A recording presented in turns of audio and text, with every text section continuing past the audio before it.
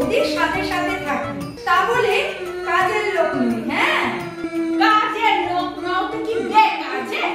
মাসিমা দেখেছেন কেমন অসভ্য লোক আপনার। যাকে আপনি এখন এক গ্লাস জলের ব্যবস্থা করুন তো তাড়াতাড়ি। না, আমি জল খাবো না, খাচ্ছি তো, তাই জল খেতে পারবো না।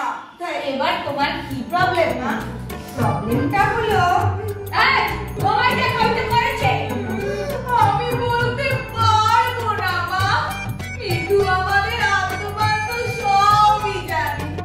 ও মিঠু, বল না, বল। তোমাদের স্বামী স্ত্রীর প্রবলেম তো আত্মবান তো জানে মানে? ওদের সবসময় আমাদের সাথে সাথে থাকে মা। ও মিঠু, বল বল।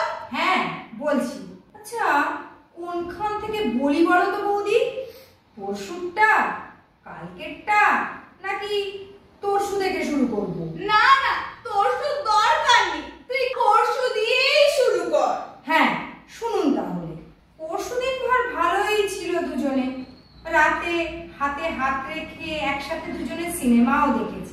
ওম শান্তি ওম, শাহরুখের সিনেমা। ব্যাস, তারপরে এই ঝামেলা শুনে। ঝামেলা? কি ঝামেলা? কথার মাঝে কথা বলা আমি একদম পছন্দ করি না।